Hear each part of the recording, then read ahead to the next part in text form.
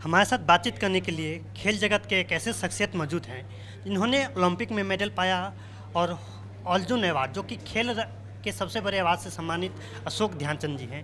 Sir, आज हम एसओजीएफ ई sport championship के अवसर पर यहाँ मौजूद हैं। इस नए उभरते गेम को और नए सेगमेंट को आप कैसे देखते हैं? बहुत बहुत मेरा इन्वॉल्वमेंट जब से हुआ है और मुझे कुछ मालूमात हुई है इसके एसओजी और ई स्पोर्ट्स के बारे में, तो मुझे लगा कि हमारे दूसरे गेमों की तरह, दूसरे खेलों की तरह इसके अंदर भी क्यों ना हमारे नेशनल चैम्पियनशिप, स्टेट चैम्पियनशिप और जिसके बलबूते पे खिलाड़ी सिलेक्ट होकर देश को रिप्रेजेंट करें और वर्ल्ड के अंदर और दुनिया के अंदर, एशिया के अंदर जो टूर्नामेंट्स होते हैं उसके अंदर पार्टिसिपेट करके देश को मेडल जिताएं। और ये उद्देश्य भी हमको सामने नज़र आता है और मैं देखता हूँ इस बारे में कि हमारे कितने खिलाड़ी इसमें इन्वॉल्व हो रहे हैं और इंटरेस्ट के साथ बढ़ रहे हैं। एसओजी का जो फ्रेम है वो हर टूर्नामेंट के बाद बढ़ता चला जा रहा है, is going to be bigger bigger and bigger. तो ये एक बहुत खुशी की बात है और बड़ा एक शालीनता से जो इसको अच्छे तरीके से, जो इतने वेल ऑर्गेनाइज तरीके से नंदन झा साहब और उनकी पूरी टीम, हमारे शंकर साहब की टीम तो इसको करती है, तो मुझे खुशी होती है कि एसओजी ने छोटे से वक्त के अंदर इस खेल को, इसकी इम्पोर्टेंस को और इसके एक स्ट्रक्चर को इतना बड़ा कर दिया है जो एक वर्ल्ड वाइड हो गया है। पिछले दिनों संसद भवन में एक बिल आया और ऑनलाइन गेमिंग बिल, जिसको पास कर लिया गया। उसके बाद राष्ट्रपति के द्वारा भी अपनी साइन कर लिया गया और लॉ बन गया है। तो उसमें ये स्पोर्ट्स को मान्यता देने की बात की गई। तो सरकार के इस कदम को आप कैसे देखते हैं? और एसओजीएफ खुद भी ये स्पोर्ट्स करवाती है, तो एसओजीएफ की तरफ से आप वहाँ पे वाइस प्रेसिडेंट हैं की भूमिका में हैं, तो सरकार के इस कदम को आप कैसे देखते हैं? नहीं, बिल्कुल।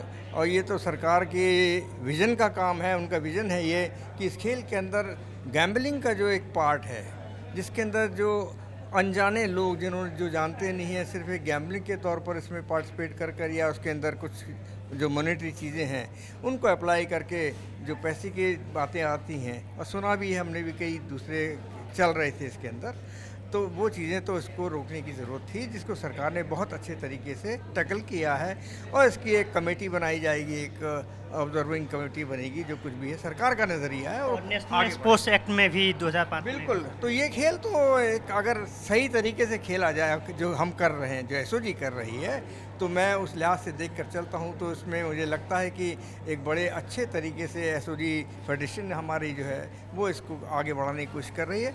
और जो गैम्बलिंग की बात सरकार ने करके रोकी है, उसमें क्या चीज़ और अच्छी हो सकती है, उसको लाने के बाद सरकार, मैं समझता हूँ सरकार इसको अपनी नज़र से देखते हुए इस खेल को आगे बढ़ाने की दिशा में कार्य करेगी। तो एज ए एसओजीएफ के वाइस प्रेसिडेंट आप सरकार के इस कदम का स्वागत करते हैं? बहुत बहुत बहुत। ये तो होना ही चाहिए कि जो ब्लाइंड गैम्बलिंग होती है उसको तो हमें रोकना ही चाहिए, क्योंकि उसके अंदर कई अच्छाई तो नहीं मैं कहूँगा, लेकिन बुराइयाँ ज़्यादा हैं। तो हमको बुराई की नहीं, अच्छाई की, खिलाड़ियों के अंदर से हम अच्छी चीज़ें कैसे आगे निकालें, उनको हम कैसे शिखर पर पहुँचाएं, जैसे कि भारत का नाम हो, देश ही की बात हो, देश के खेल के बारे में बात की जाए, तो वो हमारी फेडरेशन इसी उद्देश्य को लेकर आगे बढ़ रही है और उसकी दिशा में हम काम कर रहे हैं। आप इतने दिनों से हॉकी से जुड़े रहे हैं, उसके बाद भारत के खेल की प्रगति में भारत के योगदान को कैसे देखते हैं? और ये नए नए आयाम जो जुड़ते जा रहे हैं, जैसे ई स्पोर्ट्स को, तो उस पर आप क्या कहें? देखिए, जब